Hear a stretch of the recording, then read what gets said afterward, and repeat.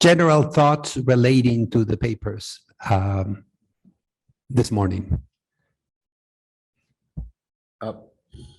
I just want to comment after I presented and we had a discussion, Anna Marta, we spoke about the idea that universities, because of the collegial nature of most universities, the fact that faculty, when they interact with one another, it's collegial, that maybe that's one of the reasons why universities can play a more proactive role around the world in terms of post-truth, in terms of what the truth is, but also in terms of solving the world's problems. And in thinking about that, I was thinking about the relationship between two Supreme Court justices, Justice Scalia, who was very, very conservative, and Ruth Bader Ginsburg, who was very, very liberal.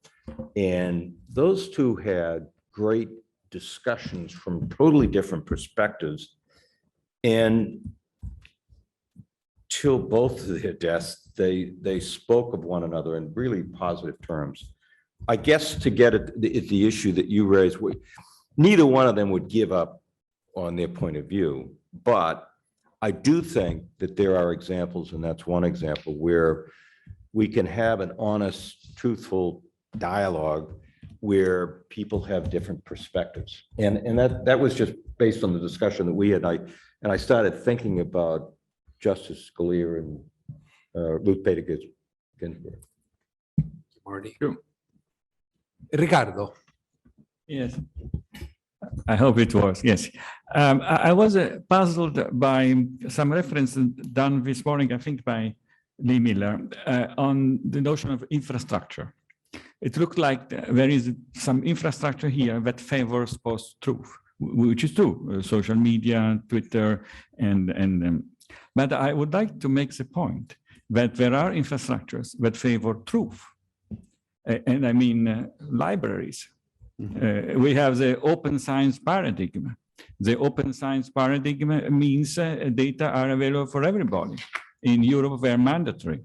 We have a growing landscape of research infrastructures whose aim is to have data available to everybody.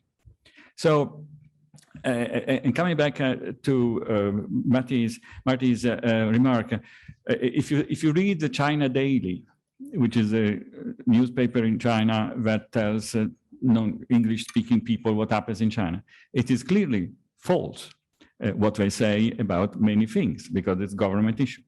But the issue is we need to find ways to decode. We need to find ways to speak. And so let's put some effort in developing infrastructures that favor truth against falsehood, and let's try to decode. Lee. I'm going to pick up on something that you just said and expand on it from some conversations that we had when we were outside eating and drinking for a moment before we came back in. I'm very concerned about the problem of disinformation. I'm very concerned about the problem that post-truth is not just something that happened, but something that happened intentionally. And I want to meditate on that for a minute, because sometimes I think that we need some grounds for hope here. We need some grounds for what we can do. But I'm concerned if we arrive at a consensus on the idea that what we need is a dialogue between the people who care about truth and the liars, and the truth will win, because I don't think that necessarily happens. I think that Steve and I were talking about this outside, that the data, the empirical studies from Science Denial have shown, the Bates and Schmidt study has shown, that if you give liars a microphone, they will do damage. The best thing is not to have a platform where misinformation and disinformation can be spread. And it's going to sound, I guess there are many different meanings of the term I'm about to use, bad faith.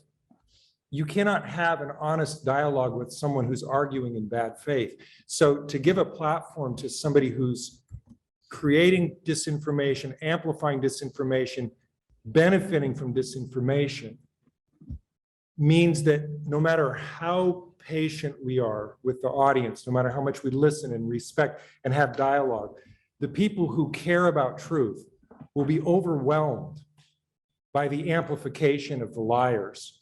It's not that there are more people who don't care about truth than do. It's that the people who are creating the disinformation are capable, with the internet, with the decline of the traditional media, with the rise of social media, they are capable of taking their message of lies and creating such confusion that maybe even if they don't convince people that they're correct, they create enough doubt, they create enough distrust that we all become cynical of whether we can even know the truth or not. And that is the real danger, I think, because once we're, and Hannah Arendt talks about this, I think that is the precursor to authoritarian rule. When people, it's not that they have to believe falsehoods, it's that they give up on the idea that they can know the truth. And so I'm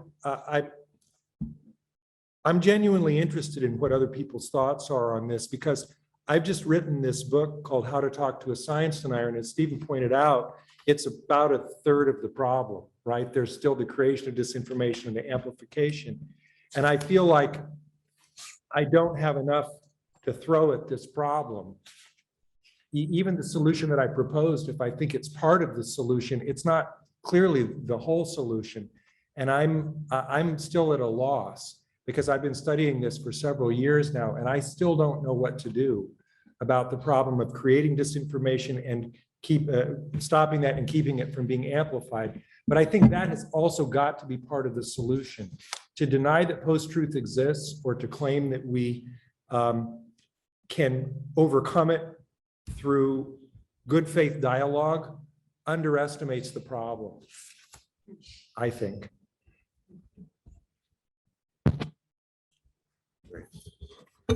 Yes, please, Chris. We have time. We have time for two more comments. I certainly agree that, living in the age of COVID, disinformation is everywhere. But I think putting some numbers on the spread and the influence of disinformation is also really important as we try to develop prognoses for how to solve the problem.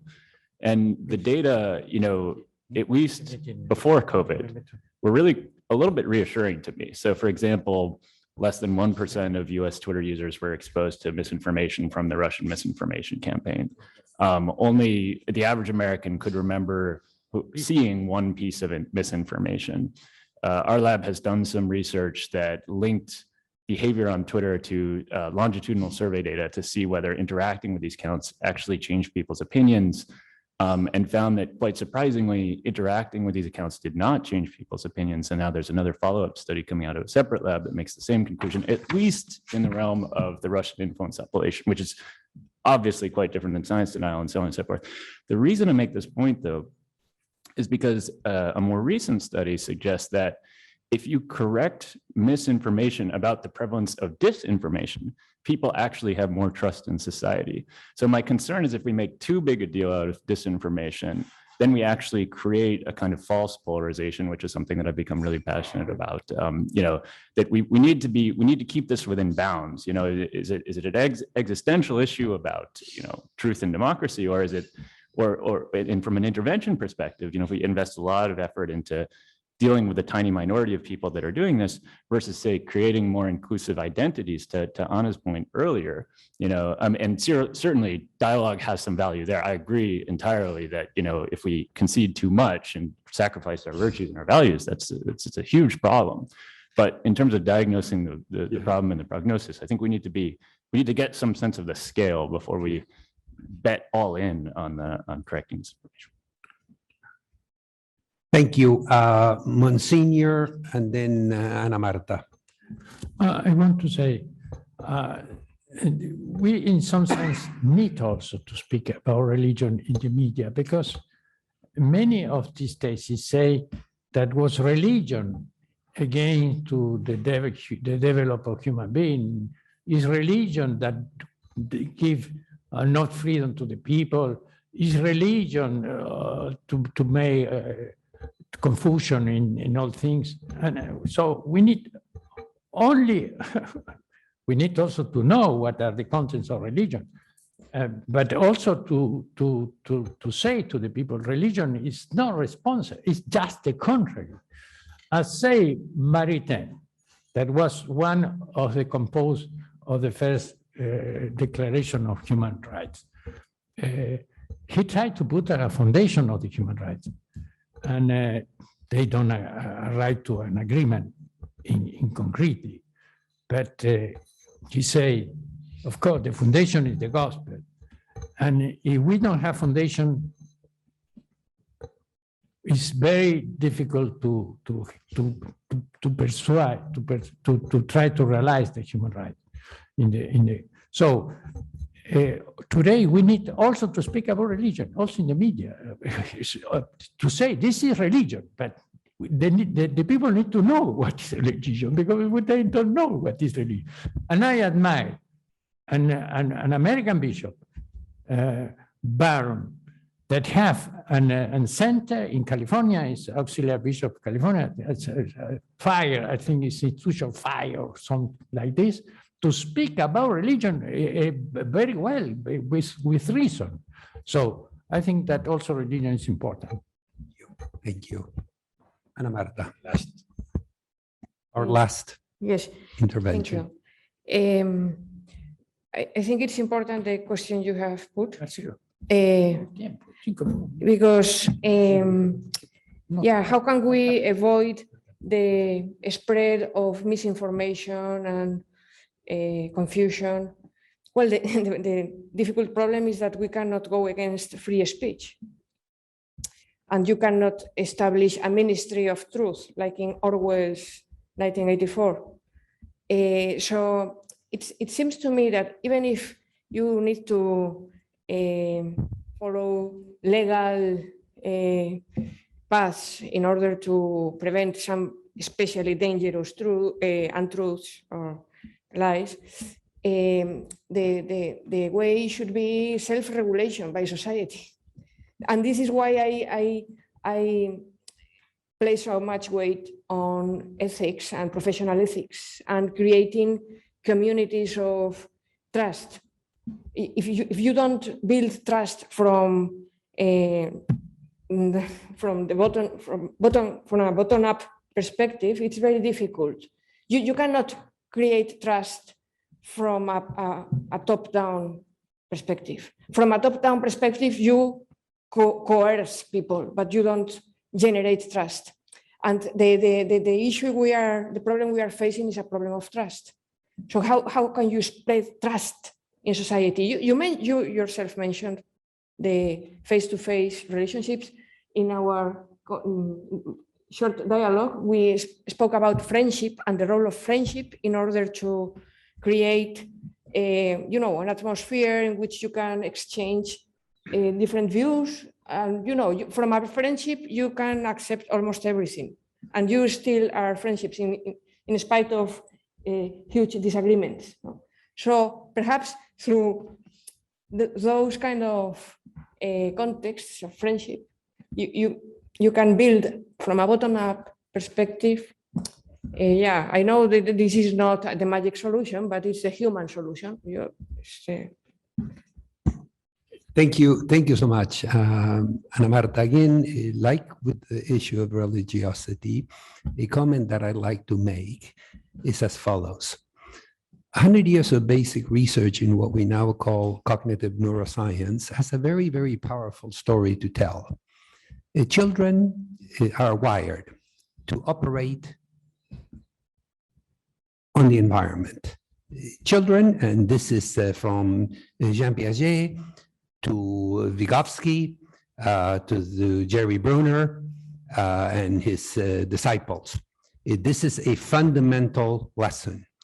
The orientation of children, and this is socio-emotional and cognitive, is to operate on the physical world, on the environment, and to extract, in a way, as little scientists, the truths that nature has to offer them. And the research here is very beautiful and very, very powerful. You know, one of the first acts of the child is to grab an object. How do you say? Lo que las criaturas le dan, to reach for the world. And this is fundamental. And this is true in all societies. So the idea that that the risks that the post-truth society represents are urgent. It's a five-fire alarm, as we would say in Lower Manhattan. It's a reality, but the counter current is as powerful, and that is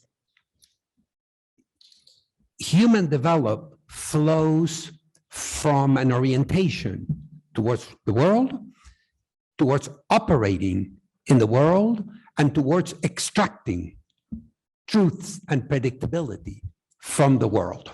And this is very, very powerful. If you have grandchildren, or if you have children, try the following. Go home and tell them one of the beloved fairy tales that children love, and just alter the order of the fairy tale. Take the Little Red Riding Hood and the Big Bad Wolf, change the order. Children, very, very early on, Bruno Bettelheim has a beautiful study of this. Children, very, very early on, become irate because they understand that the syntagmatic order that gives the narrative a feeling for the truth is being subverted. Try it. It's magical.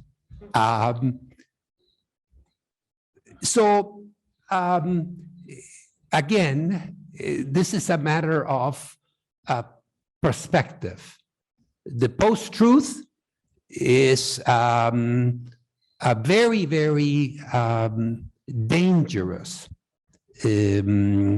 no exit for addressing the fundamental existential problems of our times. But the tools that are fundamental to human relations, to human development, are fundamentally in favor of an orientation towards the world where what we broadly consider the scientific method is nearly in every domain of human development and of society. Bronislaw Malinowski, in a beautiful little book called Magic, Science, and Religion, takes on the over-exuberant claims of Lucien Lévy-Bruhl, one of the great Durkheimians in the French tradition, in the primitive mentality.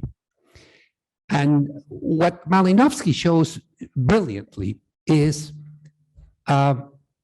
science and magic coexist. And the Trobriand Islanders, when they're fishing in the lagoons, everything flows from a set of rational assessments of the currents, of the winds, of the conditions of nature. These are all extracted, truth extracted from nature. When they leave the domain of the lagoons and go fishing in the open seas, an entire different dynamic flows. It is the anxiety that flows from the lack of the kinds of controls that science offers that is at the root of the migration from a scientific orientation towards the world and an orientation that we would call magical in the Fraser, Lévi-Brul tradition. But this is very fundamental. Monsignor. I want to say that the idea that the post-truth is something intentional, that is a program, a choice we need to put in our final statement because it's very important. It's a program, it's a proposal, it's an intention, and not correspond to the reality. So 30 years ago, Noam Chomsky did a documentary called, Justin, help me, what's the title of the documentary? Manufacturing Consent. Yeah, lunch is ready. Now it's waiting for us. That's not possible. So, Stefano, thank you. 3 truths I will announce now. I will announce 3 truths now. A, thank you for a wonderful set of exchanges. Great food for thought. Second, we now move to food for the other side of our condition. And third, the third truth is we will reconvene here at 1:45. 1:45. So lunch.